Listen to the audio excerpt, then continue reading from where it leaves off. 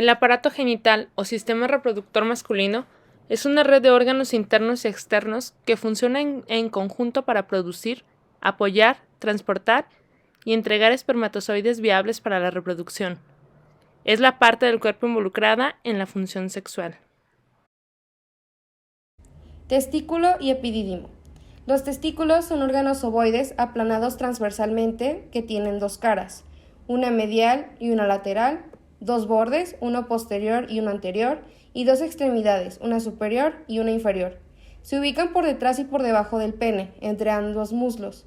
Su función es la espermatogénesis, que se dan en los conductos seminíferos, y la producción de hormonas que se dan en las células de Leydig.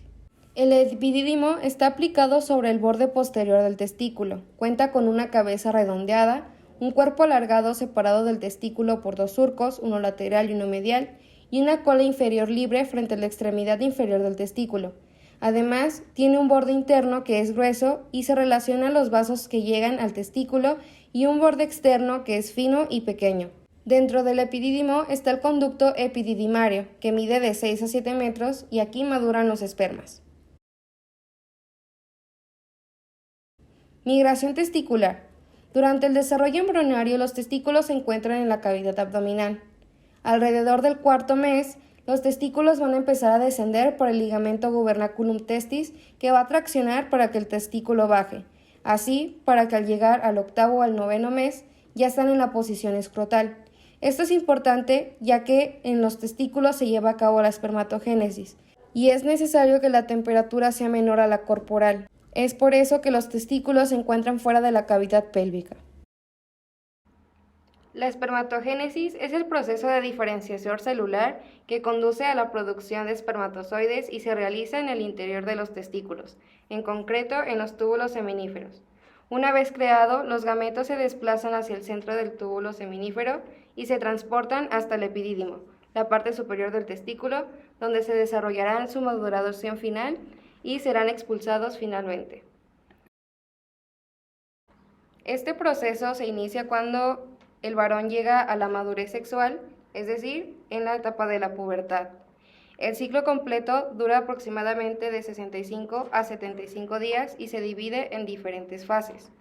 La fase proliferativa, a partir de la célula madre, se forman las espermatogonias tipo A, que mediante mitosis dan lugar a otras espermatogonias y mantienen un número mínimo por un lado y por otro para diferenciarse a espermatocitos de primer nivel. La fase meiótica está basada en la meiosis o división celular en la que se reduce la mitad de la información genética. De esta manera, el espermatocito inicial inicia con 46 cromosomas.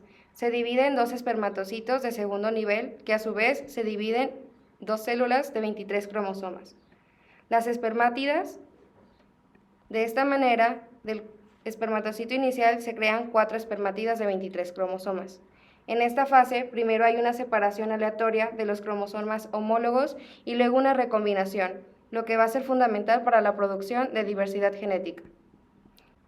Y por último, la espermiogénesis. En esta fase se da la maduración final de las células espermátidas. Durante el proceso, la cola aumenta de tamaño y la cabeza, que contiene el ADN, disminuye y se convierte en una puntiaguda para poder atravesar la zona pelúcida que precede al óvulo. Además, se alarga el núcleo y la formación del acrosoma. Se considera que es altamente controlado en el tiempo y que cualquier pequeña variación de este proceso puede llevar a la infertilidad. Las hormonas que intervienen en la formación del espermatozoide son testosterona, que se encarga de activar los genes que promueven la división en espermatogonias, la hormona folículo estimulante, que nutre al espermatozoide y favorece su maduración, la hormona luteinizante, que activa la liberación de testosterona, y la inhibina, que inhibe la liberación de la folículo estimulante, deteniendo el proceso de espermatogénesis. Los testículos cuentan con una túnica albugínea, que en la parte posterior esta se va a engrosar y va a formar el mediastino testicular. Del mediastino a la periferia van a surgir los tabiques. Estos van a dividir al testículo en lobulillos espermáticos, que aproximadamente hay de 230 a 300 lobulillos por testículo, y en cada uno de estos lobulillos vamos a encontrar conductos o túbulos seminíferos, en los que se van a formar los espermatozoides. En cada lobulillo hay aproximadamente de 3 a 4 conductos seminíferos. Estos conductos se van a dirigir hacia el vértice del lobulillo y se van a unir para formar un conducto recto. Por cada lobulillo, los conductos rectos se van a unir y van a formar una red testicular, que va a ser ubicada en el espesor del mediastino testicular. De la red testicular van a salir de 10 a 20 conductos eferentes al epidídimo hacia su cabeza. De la cabeza se van a dirigir a la cola por medio del conducto del epidídimo para así desembocar en los conductos deferentes.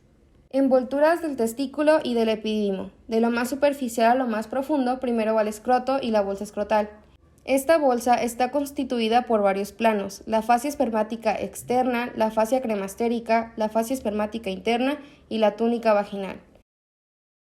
El escroto, que es el saco que contiene los testículos, después la bolsa escrotal, que va a contener los testículos, el epidídimo y la parte inferior de los cordones espermáticos.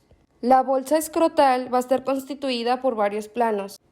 El escroto, la fascia espermática externa, interpone entre el dartos y el cremáster, la fascia cremastérica y el músculo cremáster, que el músculo cremáster es un músculo estriado compuesto por un fascículo lateral que se va a originar en el músculo oblicuo interno del abdomen y un fascículo medial que se fija en la espina del pubis, y sus fibras van a estar intercaladas con el tejido conectivo fibroso que corresponden a la fascia cremastérica. La fascia espermática interna, que rodea al cordón espermático, se adhiere a la parte posterior del testículo y al epidídimo y se solidariza con los planos precedentes. Ahí queda el ligamento escrotal. También tiene una túnica vaginal, que es una túnica serosa. Tiene una capa parietal que está separada de la fascia espermática por un plano conectivo y una capa visceral que se adhiere a la albuginia del testículo formando dos recesos epididimotesticulares.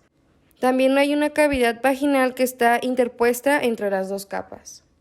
Su irrigación proviene de la arteria diferencial, que esta proviene de la arteria vesical anterior y esta a su vez de la arteria ilíaca interna. También proviene de la arteria espermática, que esta proviene de la arteria colateral visceral, y de la arteria cremastérica, que proviene de la arteria epigástrica, y esta a su vez de la ilíaca externa. El drenaje se divide en dos partes, una anterior y una posterior. La parte interior va a estar drenada por la vena espermática, que esta se divide en izquierda y en derecha. La derecha va a desembocar en la vena cava inferior y la vena izquierda va a desembocar en la vena renal izquierda. Y la parte posterior va a desembocar en la vena epigrástrica y esta a su vez va a desembocar a la vena ilíaca externa. Vías espermáticas. Las vías espermáticas comprenden un conducto deferente, una glándula vesiculosa o vesícula seminal y un conducto eyaculador.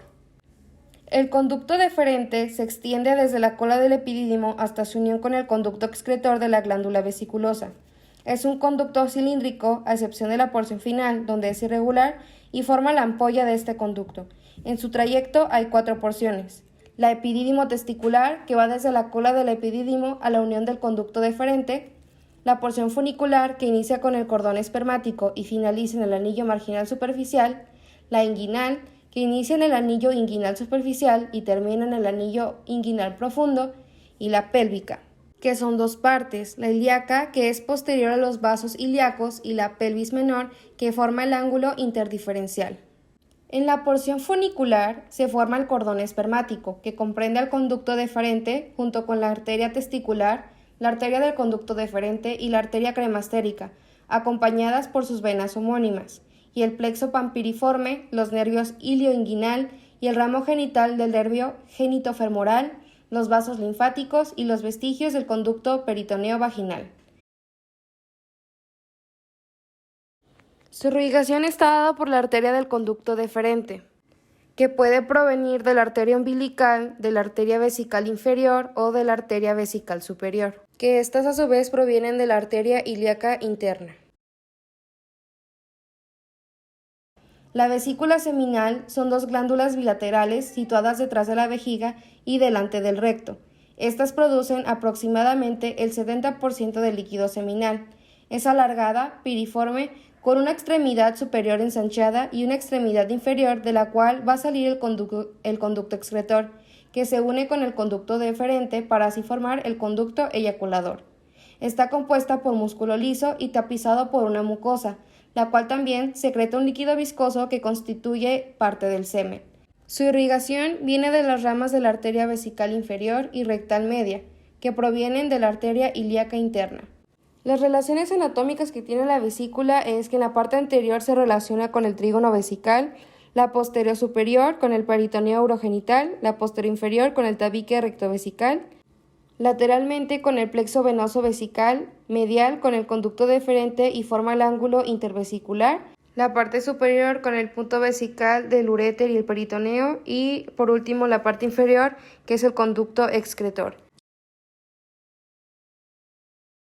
El conducto eyaculador está formado por la ampolla del conducto deferente y conducto excretor de la vesícula seminal. Se dirige de forma oblicua hacia abajo, adelante y medialmente y desemboca en la parte posterior de la uretra prostática mediante dos orificios de la parte anterior del colículo seminal. Está constituida por una pared de músculo liso que también está tapizada de mucosa. El pene es el órgano copulador de los genitales externos masculinos. Su función son dar salida a la orina y al líquido seminal a través de la uretra. La estructura del pene comienza en el interior del cuerpo y está formado por músculos, tejidos, arterias, venas, cuerpos esponjosos, cuerpos cavernosos y nervios. Sus partes visibles están formadas por la base, el tronco, la corona y el glande.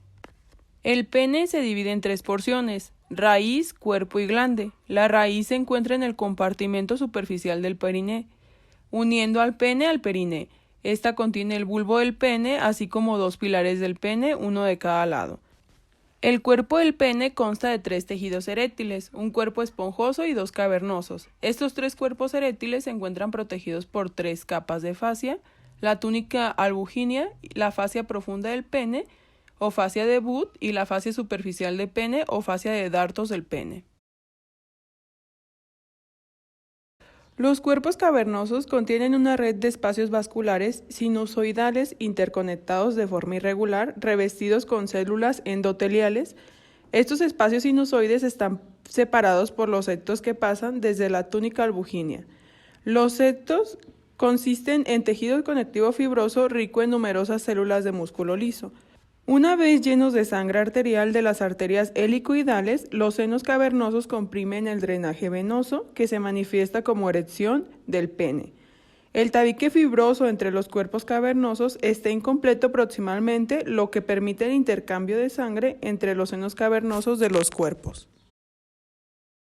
Los cuerpos cavernosos están constituidos por un tejido fibroso elástico que puede agrandarse hasta 4 veces por encima de su estado normal durante la erección.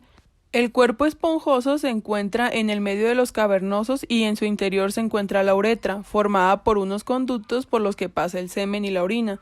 La uretra pasa a través del cuerpo esponjoso hasta un orificio situado en el extremo del glande. El glande es la parte final del pene de color rosado o rojizo, que en la mayoría de los casos suele tener un grosor superior al resto del pene. Esta zona es sumamente sensible y constituye el final del cuerpo esponjoso. Erección del pene. Cuando se produce la excitación sexual, el tejido interno constituido por los cuerpos cavernosos y el cuerpo esponjoso aumenta de tamaño debido a que ese tejido se ha llenado de sangre. Como consecuencia, el pene se endurece y pasa a un estado flácido a un erecto. Este estado también puede alcanzarse sin que exista estimulación psicológica o táctil. La eyaculación. Se produce cuando el hombre llega al orgasmo. Esta puede descenderse como resultado del coito, de la masturbación o por la práctica del sexo oral. En la eyaculación se producen varias contracciones rítmicas que facilitan la salida del semen con fuerza. Si el varón practica sexo trántico, puede llegar al orgasmo sin que se produzca la eyaculación. El tamaño del pene. El pene humano puede presentar gran variedad de tamaños. Esta medida varía dependiendo de si el pene está erecto o flácido. Sin embargo, no existen estudios científicos concluyentes que establezcan un estándar según las razas, ni que prueben de manera concluyente la relación entre el tamaño del pene y el origen étnico. Hasta la fecha, todos los estudios correlativos que se han realizado sobre el tema han sido rechazados por la comunidad científica. La vascularización e inervación. El pene está irrigado por ramas de la arteria pudenda interna, mientras que la sangre venosa es drenada por la vena pudenda externa superficial.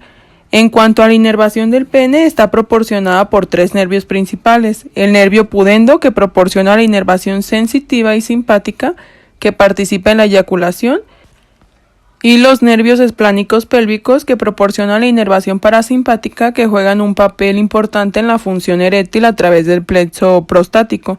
El nervio hilo inguinal, que inerva la piel de la raíz del pene. El drenaje venoso del pene ocurre a través de uno de los 3 sistemas. Sistema venoso superficial. Consiste en varias venas superficiales del pene que atraviesan la fascia dartos, drenan la piel del cuerpo y el prepucio y se fusionan en una única vena dorsal superficial del pene en la base del cuerpo peneano. Esta vena desemboca en la gran vena safena. Sistema venoso intermedio. Reúne las venas circunflejas y dorsales profundas del pene que discurren por debajo de la fascia de Wood. Drenan el glande, el cuerpo esponjoso y 2/3 distales del pene hacia el plexo venoso prostático. Sistema venoso profundo. Consiste en las venas crural y cavernosa profunda y cavernosa, que surgen entre los pilares del pene y los cuerpos cavernosos, respectivamente. Drenan el tercio proximal hacia la vena pudendo interna. La próstata es una de las glándulas accesorias del sistema reproductor del varón. Es una estructura firme, parcialmente glandular y parcialmente muscular, que se ubica inmediatamente por debajo y alrededor del orificio interno de la uretra. La próstata tiene aproximadamente el tamaño de una castaña y está ubicado en la cavidad pelviana, por debajo de la parte inferior de la sínfisis del pubis y por delante del recto. Los lóbulos prostáticos. La próstata es un órgano difícil de sistematizar en el aspecto morfológico. Tradicionalmente se describen 5 lóbulos prostáticos. Anterior, ubicado por delante de la uretra, corresponde al istmo de la próstata. Es fibromuscular, prácticamente sin tejido glandular. Posterior, ubicado por detrás de la uretra y por debajo de los conductos eyaculadores. Lateral derecho y lateral izquierdo, situados a ambos lados de la uretra, constituyen la mayor parte de la próstata. Medio, se halla entre la uretra y los conductos eyaculadores y tienen estrecha relación con el cuello de la vejiga. Mediante un estudio ecográfico y su correlación con la histología y la presentación de la patología, se describen 4 zonas prostáticas: zona periférica, zona central, zona de transición y zona preprostática.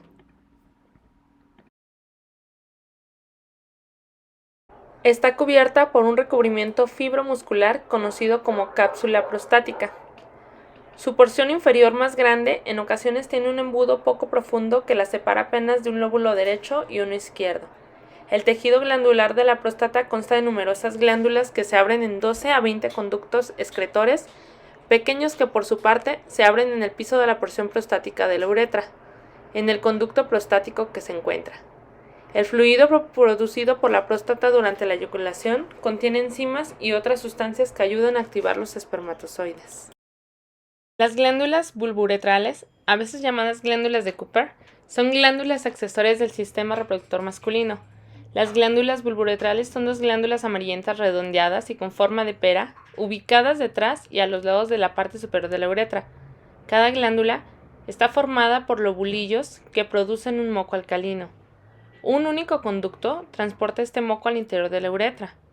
El moco sirve para contrarrestar vestigios de ácido de la orina que pueden interferir con la motilidad de los espermatozoides. Enfermedades del pene. Existen algunos problemas en el pene que pueden provocar que el hombre tenga dolor y que el funcionamiento del órgano a nivel sexual y la fertilidad se vean afectados. Las enfermedades del pene más comunes son la disfunción eréctil, que es la incapacidad para lograr o mantener una erección; el priapismo, que es una erección dolorosa y permanente; la enfermedad de Prebonnie, que es una curvatura en el pene durante la erección debido a una masa dura denominada placa. El cáncer de pene es un crecimiento anormal de un tejido que ocurre en el pene. Es un cáncer raro con una frecuencia menor al 1% y es más común en hombres mayores de 40 años. Los hombres que corren mayor riesgo de contagio son los varones con prepucio, los que tienen fimosis, infección por el virus del papiloma humano, líquen escleroso, inflamación crónica, tratamientos de piel del pene con quimioterapia o rayos ultravioleta, el consumo de tabaco, promiscuidad, edad joven de inicio de las relaciones sexuales. Los hombres con circuncisión presentan menor riesgo de contagio.